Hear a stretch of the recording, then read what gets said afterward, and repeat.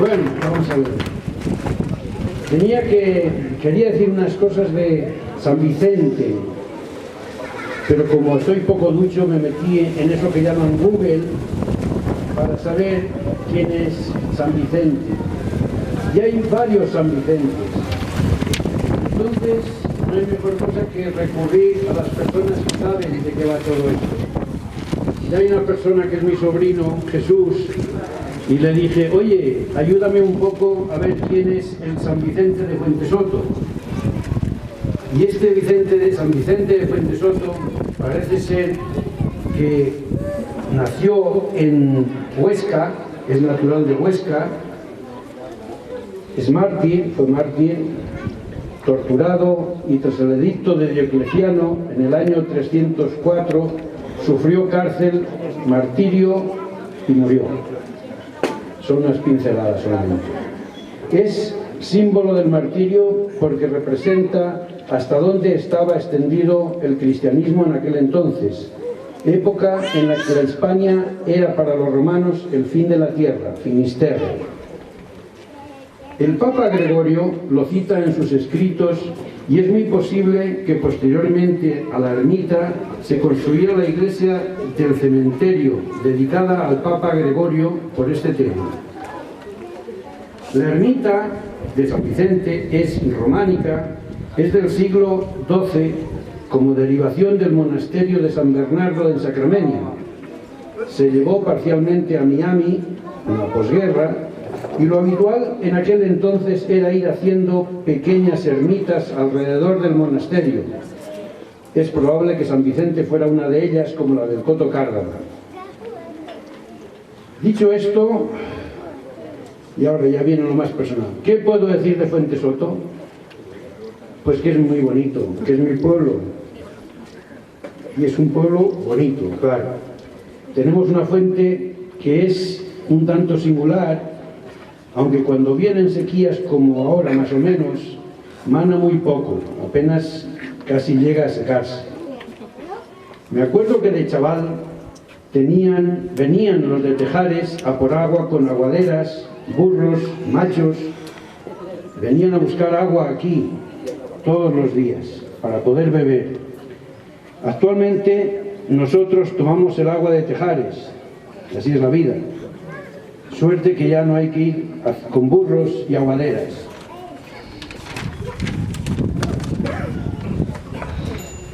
Yo nací en Fuentesoto, en la casa de la Solana, donde vive mi hermana María. Luego arreglamos un poco la casa del Berral, frente a los Chimorretes, y nos mudamos allí. Recuerdo la primera escuela, la de Párvulos, que era una casa pegada a la ladera del camino del cementerio, frente a la casa de Eliodoro y la Visita, que eran los que repartían el correo. Posteriormente fui a la escuela de adultos, que estaba donde está ahora el ayuntamiento, y posteriormente hicieron las escuelas hacia el pueblo, a la salida del pueblo, dirección a la ermita de San Vicente. Por cierto, la fragua estaba ahí detrás, abajo y debajo de la escuela. La fragua para hacer las rejas de los araos.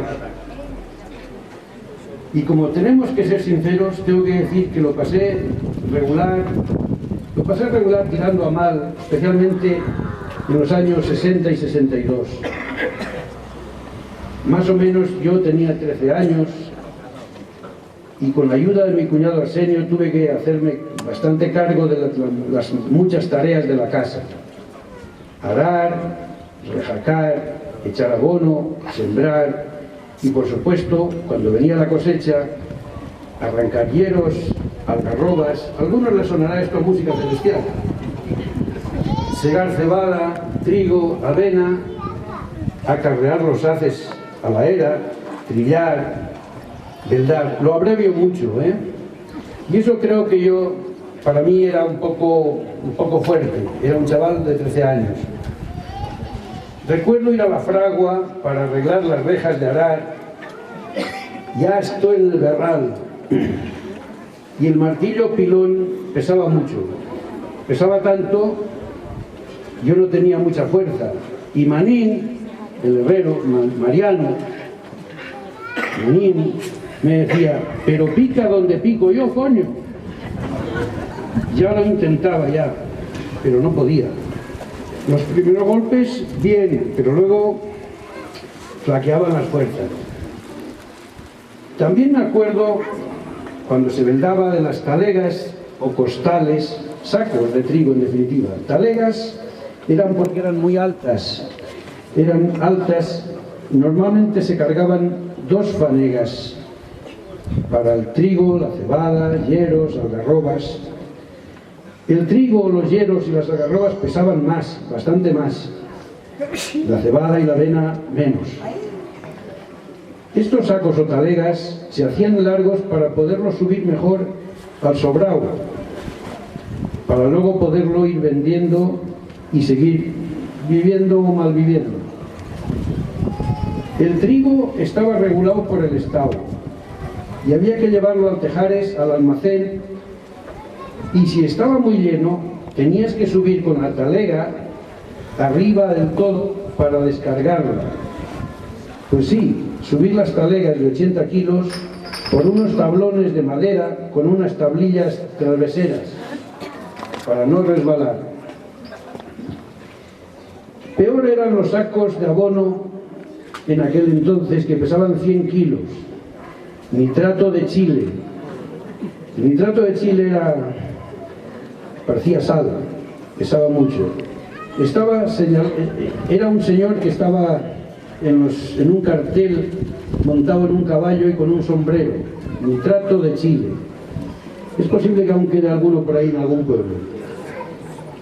También los de nitrato de cal de Noruega, también pesaban 100 kilos.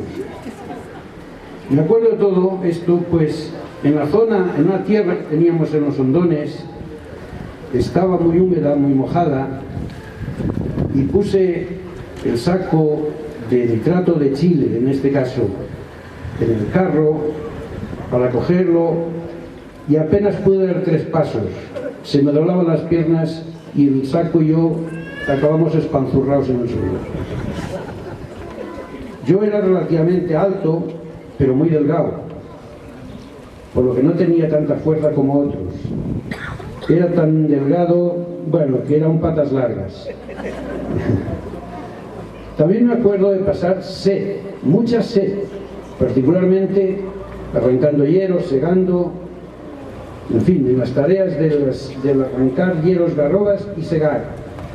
Luego en la era ya no había tanto problema, se podía venir a buscar agua. Allí nada más llevábamos 2 o 3 botijas y había que racionar el agua. Me acuerdo también de pasar frío cuando arrancando y limpiando remolachas con una pequeña hoz. También se pasaba mal. Me acuerdo mucho de la yunta de machos que teníamos, que se llamaban Morito y Canario. El Morito era de pelo negro, muy manso, un poco perezoso y lento. El Canario era todo lo contrario, muy activo, nervioso, jamás tuve que darle con la tralla, siempre iba muy ligero. Siempre iba delante. Cuando rejacaba, como el yugo era muy largo, había que ir con 2 araos.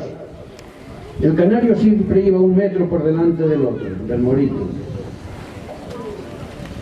Entonces tenía que regular a través del timón y la clavija distintos agujeros en un arao y en otro para poder llevar los 2 a la vez.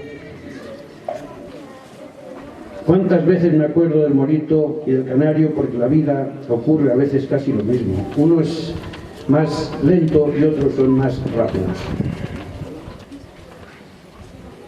Hablando del arao romano, casi esto me voy a atrever a hablarlo sin mirar el guión. Y más o menos se compone de timón, cama, esteva, dental, pezcuño, reja, orejeras, velortas y clavija. Esto iba atado con el barzón del yugo. Bueno, y como no todo puede ser recuerdos amargos, diré también que me acuerdo de algunas cosas buenas como la matanza del cerdo, y me acuerdo gratamente cuando trillábamos y vendábamos, nos medio tumbábamos para almorzar y comíamos directamente de la cazuela unas patatas con bacalao que estaban buenísimas, pero muy buenas. Desearía hacer una observación como resumen de lo ya comentado. Creo personalmente que aquellos años Castilla la Vieja, y en particular estos pueblos, Fuentesoto y alrededores, era una fábrica de hombres y mujeres fuertes. Mi mujer Alicia también, que es castellana y es de pueblo, es un ejemplo de ello. Hombres y mujeres fuertes, valores humanos, capacidad de sacrificio, de trabajo y de resignación, pero también de alegría. Se trabajaba mucho y muy duro, pero quizás por eso mismo se valoraban mucho los buenos momentos, aunque fueran pocos. Se valoraban las pequeñas cosas, los detalles. Hoy en día creo que somos más egoístas y hasta quizá un poco más desagradecidos. Ahora decimos que tenemos crisis. Aquello era crisis.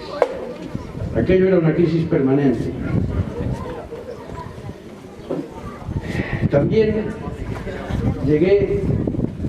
Cuando llegué a Barcelona, hubo momentos en los que pasé ratos regular, también tirando de aquella manera. Pero cuando estaba un poco depre, me recitaba a mí mismo algunos versos que aprendí, de lo poco que aprendí en la escuela, de la enciclopedia Álvarez, que me ayudaban a tirar para adelante y siempre me han ido bien. Si alguien cuando está un poco depre y se los aprende, a lo mejor le ayudan. A mí me fueron bien.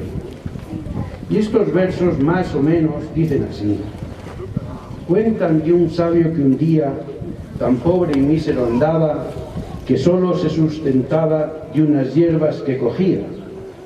Habrá otro, entre sí decía, más pobre y triste que yo, y cuando el rostro volvió, encontró la respuesta viendo que había otro sabio cogiendo las hierbas que él arrojó. Esto a veces va bien. Ahora el pueblo es para la mayoría de nosotros, no para todos, lugar de descanso y ocio.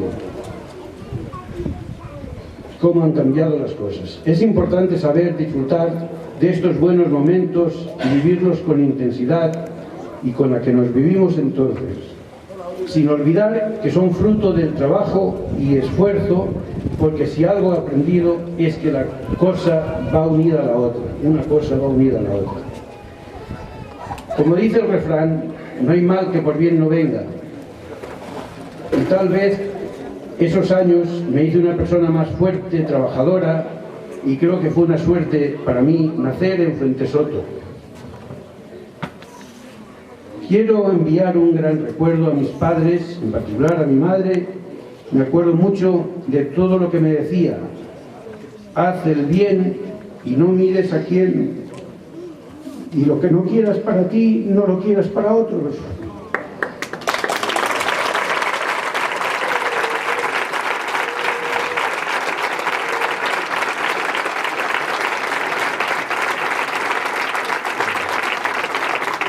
Gracias. Con esto en mente ya no hace falta más. Tengo mucho que agradecer también a mis hermanos María, Juanito, y a mi hermano Juanito siempre le estaré muy agradecido, pues fue quien me llevó a Barcelona a mis 16 años. Y a día de hoy tengo que decir balance y es positivo. Gracias a mi familia también, Alicia y mis hijos, Alicia Junior y Daniel, pues todos ellos me han ayudado a construir lo poco que tengo. Me dejaba lo más importante. Mi sobrino Santiago es una persona maravillosa. Gracias a él estoy aprendiendo a hacer vino. El premio que nos han dado es de Santiago y para Santiago. Eres un crack.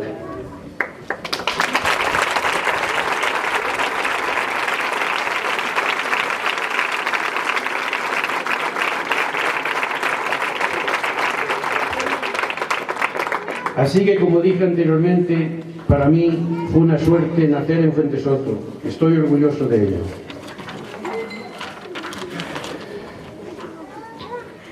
Muchas gracias por haberme permitido deciros estas palabras.